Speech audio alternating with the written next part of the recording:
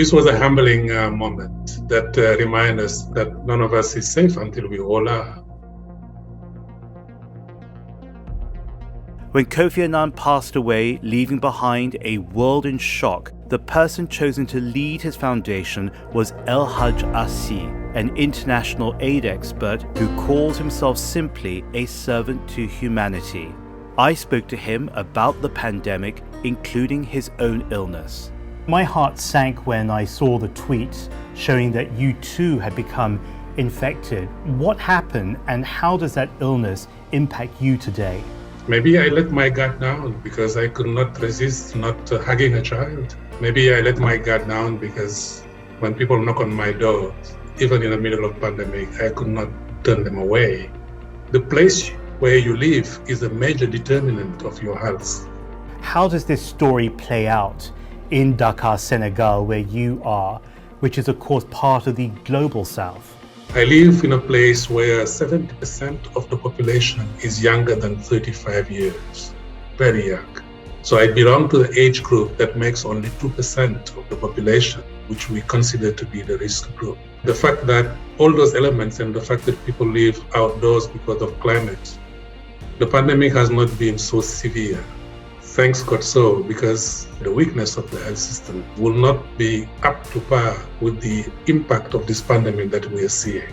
Until the pandemic is fought in the last village, in the most remote part of this globe, we could not consider ourselves to be safe. Do you worry that the world is becoming normalized, not only to the current pandemic, but to the threat of a next pandemic? There will be another threat, for sure. But that other threat does not have to become a pandemic. It does not have to become a catastrophic event. The world is really crying for normalcy. And the world is also looking for an exit strategy. Normalcy means living with this pandemic in a positive way by responding positively and preparing for the next one, taking advantage of the science and the knowledge and the accumulated experience that we have so far. But all that boils down again, James, to leadership at all levels, at the level of the community, at the level of the nation, and internationally. And that leadership should be fueled by values, the values to care about people. And that's the reason why we also call for active citizenship, to hold leaders accountable to promises that they make. And again, we all have to be humble, and that humility should drive us to act early and then to respond early. How can we all be humanitarians even if we don't have that job title?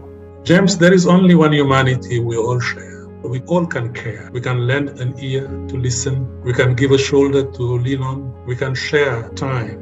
And if we do so in our own way, we will be joining the community of carers and therefore become humanitarian. We don't need the title. We need the values. And we all can contribute to the one thing we all belong to, which is our common humanity.